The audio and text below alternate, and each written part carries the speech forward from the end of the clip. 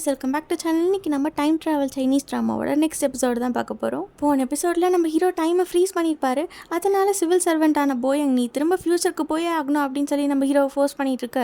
ரெண்டு பேரும் பயங்கரமாக சண்டை போட்டுட்டு இருக்காங்க. அப்போ தெரியாமல் நம்ம ஹீரோவை அவர் குத்திடுறாங்க. நான் வேணும்னு பண்ணலங்கிற மாதிரி போயங் பார்த்துட்டு இருக்க. மறுபடியும் ரெண்டு பேரும் ஃபைட் பண்ண ஆரம்பிக்க. அப்போ நம்ம ஹீரோ அவரை அட்டாக் பண்ணிடுறாங்க. கட் பண்ண அடுத்த சீன் ரெண்டு பேரும் எதுவுமே நடக்காத மாதிரி ஜாலியாக உட்காந்து பேசிகிட்டு இருக்காங்க. இங்கே இருக்க மனுஷங்க மாதிரி ஏன் இப்படி கேவலமாக ட்ரெஸ்ஸிங் பண்ணி ஓல்டேஜ் ஹோமில் இருக்க மாதிரி மாறிட்டேன். இங்கே இருக்க ஆளுங்க ஒன்று அப்படி என்னதான் பண்ணாங்க, ஏன் அவனுக்கு இவ்வளோ பிடிச்சிருக்கா அப்படின்னு போயங் கேட்க. எனக்கு ஒன்று மட்டும் சொல்லு, நம்ம பாஸ்ட்டில் ஏதாவது சேஞ்ச் பண்ணோம்னா நம்மளோட ஃப்யூச்சர் மாறுமா அப்படின்னு நம்ம ஹீரோ கேட்க. பாஸ்ட் அண்ட் ப்ரெசென்ட்டில் நம்ம என்ன பண்ணுறோமோ அதுக்கான ரிசல்ட் தான் நம்மளோட ஃப்யூச்சரில் வருது. ஆனால் நம்மளோட விதையை யாராலும் மாற்ற முடியாது. என்னோட இந்த மிஷனுக்கு ஆல் தி பெஸ்ட் அப்படின்னு சொல்லிட்டு போயங் அங்கேருந்து கிளம்ப அடுத்த சீனில் நம்ம ஹீரோவும் டாமும் தான் கட்டுறாங்க. அவங்களும் இப்போ நம்ம ஹீரோனை பார்க்க இந்த ரெசார்ட்டுக்கு தான் வந்துட்டு இருக்காங்க. அப்புறம் நம்ம ஹீரோனோட ஃப்ரெண்டு வந்து சொல்கிறாங்க, நீயே பார்க்குறல ஓயங் பார்க்க எவ்வளோ ஹேண்ட்ஸமாக இருக்கும், அதை விட முக்கியமாக உனக்கு ஒரு ஹெல்ப்னா ஓடி வந்து பண்ணுறான். கரெக்ட் தான், நீ சொல்கிற மாதிரி அவனுக்கு ரொம்ப நிறைய ஹெல்ப் பண்ணியிருக்கான். இதுக்கெல்லாம் அவனுக்கு நான் என்ன கைமாறு செய்யறது அப்படின்னு நம்ம ஹீரோன்னு சொல்ல.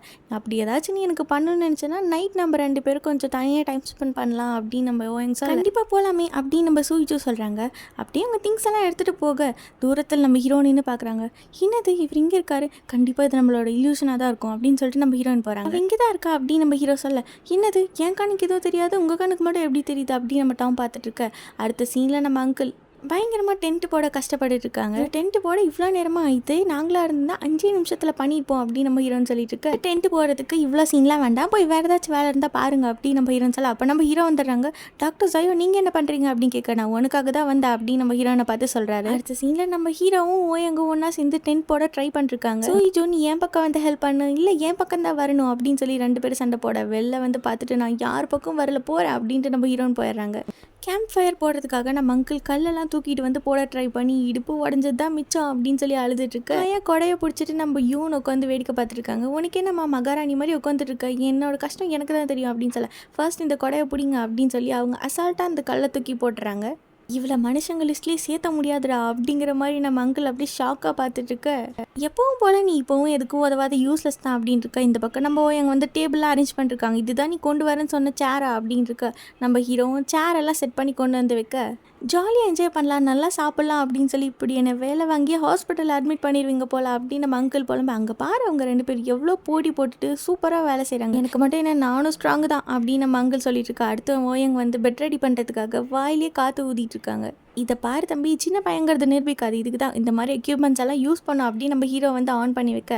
சார் எக்யூப்மெண்ட்ஸ் மட்டும் இருந்தால் பார்த்தா அது கொஞ்சமாவது மூளையும் யூஸ் பண்ணோம் அப்படின்னு சொல்லி நம்ம எங்கள் ப்ளக் பாயிண்ட்லாம் போட்டு ஆன் பண்ணி விடுறாங்க. வயசாகிடுச்சுன்னா ஓரமாக போய் உட்காரணும், இந்த மாதிரி இன்ஸ்ட்ருமெண்ட்லாம் யூஸ் பண்ணது இல்லைன்னா எங்களை மாதிரி எங்கஸ் கிட்ட கேட்கணும் அப்படின்னு இருக்கு. அப்படின்னா அடுத்த சீன் ரிசர்ச் பேஸில் தான் காட்டுறாங்க. அங்கே இருக்க அந்த பொண்ணு வந்து கிராண்ட்பாவோட அசிஸ்டன்ட் கிட்ட கேட்குறாங்க, கொண்டு வந்த சீட்டில் எதெல்லாம் நிப்போனிக்கா பிளான்ட் வளர்றதுக்கு ஹெல்ப் பண்ணுதுங்கிற டேட்டாலாம் எனக்கு வேணும். இப்போ டாக்டர் ஜயோ வேற இல்லை, இப்போ ஃபுல் ஏன் மேலே போட்ட மாதிரி இருக்குது அப்படின்னு சொல்ல. உனக்கு ஏதாச்சும் ஹெல்ப் வேணுமா அப்படின்னு அந்த அசிஸ்டன்ட் கேட்குறேன். சாயிலோட நியூட்ரிஷன் லெவலும் நம்ம கிரியேட் பண்ண அந்த சொல்யூஷனோட நியூட்ரிஷன் லெவலும் எவ்வளோ இருக்குது அப்படின்னு அனலைஸ் பண்ணி சொல்லணும் அப்படின்னு சொல்லி கொடுக்குறாங்க. அடுத்த சீனில் அசிஸ்டன்ட் வந்து ப்ரொஃபஸரை பார்க்குறாங்க. வீக்கெண்டில் கூட ரெஸ்ட் எடுக்காமல் இப்படி நீங்கள் ஒர்க் பண்ண வேண்டாம், நீங்கள் போங்க நான் பார்த்துக்கிறேன் அப்படின்னு சொல்லி அங்கே இருக்க பிளான்டேஷன் ஒர்க்கெல்லாம் அவர் பார்த்துட்ருக்காரு. அடுத்த சீனில் யூன் வந்து சொல்கிறாங்க, நீயும் போய் ஏதாச்சும் குக் பண்ணலாம்ல அப்படின்னு கேட்க. நான் வந்து பார் தான் வச்சு நடத்துகிறேன், நான் ஒன்றும் ரெஸ்டாரண்ட் வச்சிருக்கல அப்படின்னு நம்ம அங்கிள் சொல்ல. உங்களோட பாரில் நீங்கள் எந்த ஸ்நாக்ஸுமே பண்ணுறது இல்லையா அப்படின்னு ரெண்டு பேரும் பயங்கரமாக ஆர்கியூ பண்ணிட்டு இருக்கு. அப்போ நம்ம ஹீரோயின் வந்துடுறாங்க. எப்படியும் எந்த வேலையும் பண்ண மாட்டேன்னு தெரியும், அட்லீஸ்ட் இந்த வெஜிடபிள்ஸ் யாச்சும் கட் பண்ணி கூட அப்படின்னு இருக்கு. அடுத்த சீன்லேயே நம்ம ஹீரோனும் ஓயங்கும் சேர்ந்து இந்த மேரினேட் பண்ணுறது பார்பிக்யூக்கு தேவையான திங்ஸ் எல்லாம் வந்து ரெடி பண்ணிட்டு இருக்காங்க. இவங்க ரெண்டு பேரும் இப்படி ஜாலியாக ஒர்க் பண்ணிட்டு இருக்கப்போ நம்ம ஹீரோ வந்து சொல்கிறாங்க, கொஞ்சம் கோலெல்லாம் கலெக்ட் பண்ணும், என் கூட வர முடியுமா அப்படின்னு கேட்க.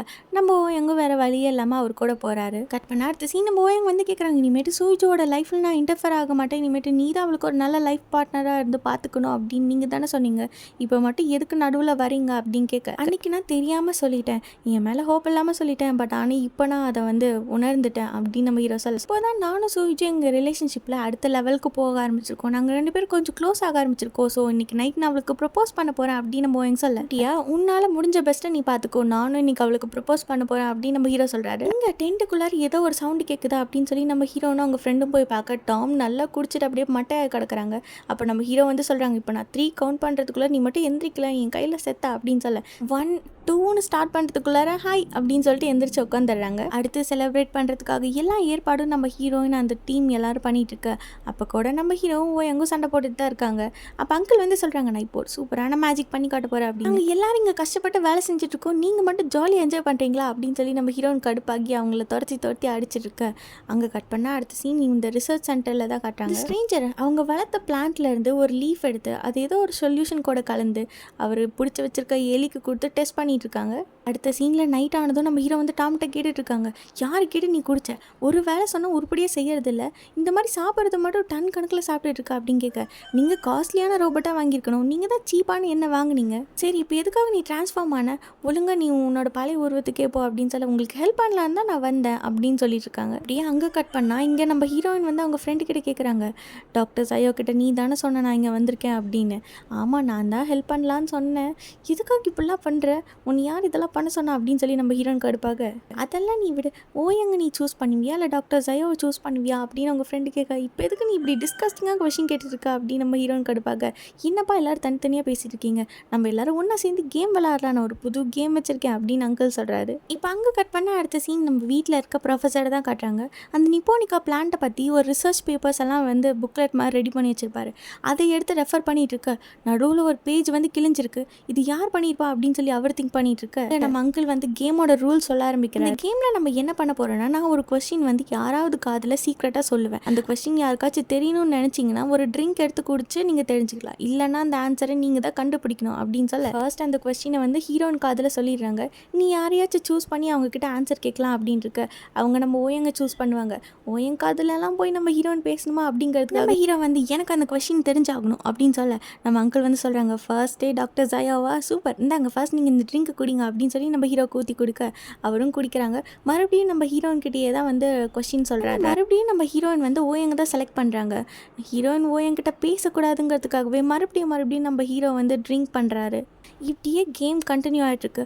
அடுத்தடுத்து நம்ம ஹீரோ ஒன் மோர்னு ரிப்பீட்டடாக குடிச்சு இப்போ ஃபுல்லாக மட்டையாகிறாரு.